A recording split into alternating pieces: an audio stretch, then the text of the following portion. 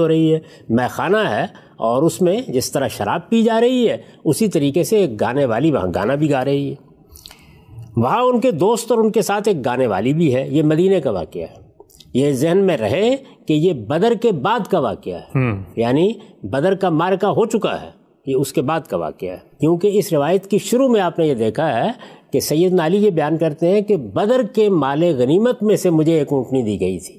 تو یہ روایت بتا رہی ہے کہ بدر کا معرکہ ہو چکا ہے، ابھی ظاہرہ احد کا نہیں ہوا، اس لیے کہ احد میں سیدنا حمزہ شہید ہو گئے تھے. تو اس لیے یہ وہ درمیانی عرصہ ہے جس میں یہ واقعہ پیش آیا. وہاں ان کے دوست اور ان کے ساتھ ایک گانے والی بھی ہے. اس نے جب گانے میں یہ کہا کہ حمزہ اٹھو، یعنی اس نے گانا گایا گانے کی مجلس میں، یہ اب لوگوں نے ان کو بتایا ہے. اس نے جب اپنے گانے میں یہ کہا کہ حمزہ اٹھو اور ان فربا اونٹنیوں کو ذبح کر ڈالو، یعنی گانا گاتے ہوئے اس نے کچھ اشعار پڑھے ہوں گے. ان میں سے ایک مصرع یہاں روایت ہوا ہے. وہ مصرع کیا ہے؟ الا یا حمز للشرف النوائی. اس میں گویا اس نے ترغیب دی کہ تم اٹھو. بالعموم اس طرح کے موقعوں کے اوپر گانے والی یہ کہتی ہے کہ اگر میرا گانا سن رہے ہو اور واقعی پسند کر رہے ہو تو ذرا یہ کارنامہ کر کے دکھاؤ. تو اس نے یہ مصرع پڑھا اور ظاہر ہے کچھ اور اشعار بھی پڑھے. اس کے نتیجے میں یہ اٹھے.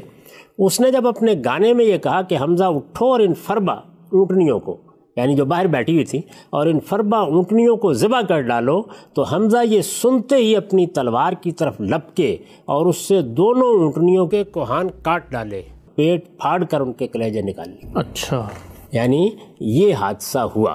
علی رضی اللہ عنہ کہتے ہیں کہ میں وہاں سے چلا اور سیدھا نبی صلی اللہ علیہ وسلم کی خدمت میں حاضر ہو گیا. آپ کے پاس اس وقت زید بن حارثہ بیٹھے ہوئے تھے. مجھ کو دیکھتے ہی آپ سمجھ گئے کہ میں کسی صدمے سے دوچار ہوں. بڑا حادثہ ہوا تھا، یعنی وہ تو ایک بڑے مقصد کے لیے یہ سب کر رہے تھے. میں کسی صدمے سے دوچار ہوا ہوں. چنانچہ آپ نے پوچھا، یعنی رسول اللہ صلی اللہ علیہ وسلم نے پوچھا کیا بات ہے؟ میں نے عرض کیا یا رسول اللہ، میں نے جیسا برا دن آج دیکھا ہے کبھی نہیں دیکھا. حمزہ نے میری دونوں اونٹنیوں پر دسترازی کی، ان کے کوہان کاٹے اور پیٹ چاک کر دیے ہیں، اور وہ یہاں اپنے دوستوں کے ساتھ ایک گھر میں نوشی کی مجلس لگائے بیٹھے ہیں. یہ میں نے، سیدنا علی کہتے ہیں، رسول اللہ صلی اللہ علیہ وسلم کو جا کر بتایا. نبی صلی اللہ علیہ وسلم نے یہ سن کر اپنی چادر منگوائی، اسے پہنا اور چل پڑے. چادر سے مراد ہے یعنی وہ چادر اوپر اوڑی جاتی ہے. نبی صلی اللہ علیہ وسلم کی معاشرت میں یہ عام طریقہ تھا کہ شرفاء اس طرح چادر لے کر جاتے تھے. نبی صلی اللہ علیہ وسلم نے یہ سن کر اپنی چادر منگوائی، اسے پہنا اور چل پڑے. میں اور زید بن حارثہ جو وہاں بیٹھے ہوئے تھے، میں اور زید بن حارثہ بھی آپ کے پیچھے آپ کے ساتھ چلے، یہاں تک کہ آپ اس گھر تک جا پہنچے جہاں حمزہ تھے. آپ نے اندر داخل ہونے کی اجازت چاہی، لوگوں نے اجازت دی، آپ داخل ہوئے تو کیا دیکھتے ہیں کہ وہ سب میں نوشی میں مشغول ہیں. یعنی وہاں وہ مجلس اسی طرح جاری ہے، شراب پی جا رہی ہے. حمزہ نے جو کچھ کیا تھا، رسول اللہ صلی اللہ علیہ وسلم انہیں اس پر ملامت کرنے لگے. ظاہر ہے کہ یہ ایک بڑا حادثہ تھا، یہ نہیں ہونا چاہیے تھا، تو رسول اللہ صلی اللہ علیہ وسلم ملامت کرنے لگے. مگر حمزہ کا معاملہ یہ تھا کہ ان کی آنکھیں سرخ تھیں اور وہ نشے میں دھت ہو چکے تھے. اچھا. انہوں نے رسول اللہ صلی اللہ علیہ وسلم کو دیکھا، پھر نظر اٹھائی اور آپ کو گھٹنوں تک دیکھا، پھر نظر اٹھائی اور آپ کو ناف تک دیکھا، پھر نظر اٹھائی اور آپ کے چہرے کو دیکھا. پھر کہنے لگے تم سب تو میرے باپ کے غلام ہی ہو.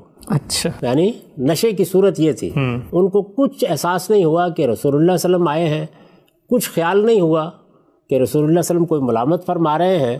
اس طرح کی مدہوشی کی کیفیت تھی. رسول اللہ صلی اللہ علیہ وسلم نے یہ دیکھ کر محسوس کر لیا کہ وہ سخت نشے میں ہے. چنانچہ آپ فوراً پلٹے اور وہاں سے نکلے.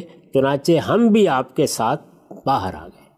یہ واقعہ اس میں دیکھ لیجئے کہ شراب نوشی بھی تھی اور گانا گانے والی بھی موجود تھی. جتنا بڑا عالم کیوں نہ ہو، اگر حجت وقت پہ شک کرے عالم نہیں کتا ہوا کرتا ہے.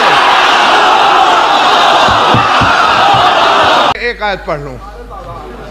کلمہ طیبہ شجرہ طیبہ جیسا ہے، اور طیب کلمے میری بارگاہ میں شاد باش جیتے رہو. سعود کرتے ہیں سورہ حج. کون سا سورہ؟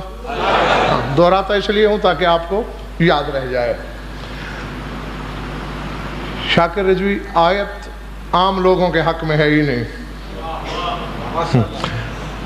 اصول کافی سے بڑی کتاب تیرے ہاں ہے ہی کوئی نہیں.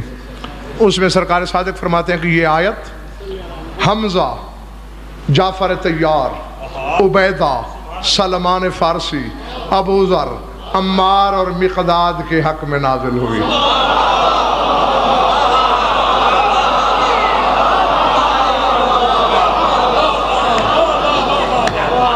جی کتنے بڑے بڑے نام ہیں.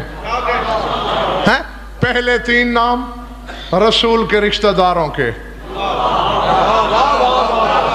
حمزہ چچا رسول کا، جعفر طیار حیدر کرار کا بھائی، چچا زاد بھائی رسول کا، عبیدہ بھی چچا زاد بھائی رسول کا. یہ 3 رشتہ دار اور صحابہ جتنے بڑے نام ہیں، کامل الایمان ہیں، وہ آپ سب حضرات جانتے ہیں.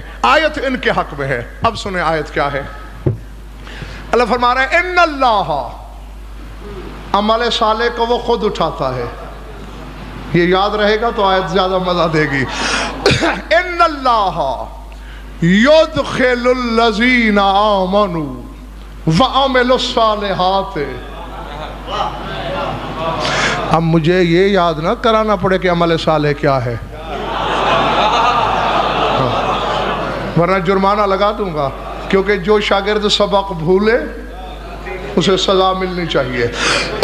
ہاں ان اللہ يدخل الذين آمنوا وعملوا الصالحات جنات تجری من تحتها الانہار يحلون فيها من اساور من ذهب ولؤلؤا ولباسهم فيها حرير وهدوا الى الطيب من القول وهدوا الى صراط الحمید. خدا کی قسم نہ کوئی صاحب بیماری کے باوجود میرا دل چاہتا ہے چھت پھٹ جائے میں اڑ جاؤں. اللہ کہتا ہے جو ایمان لائے، یعنی یہ 7 بندے. مصداق سن لیے نا آپ نے. حمزہ، جعفر، عبیدہ بن حارث، سلمان، ابو ذر، مقداد، عمار. فرمایا جو ایمان لائے اور جنہوں نے صالح عمل کیے.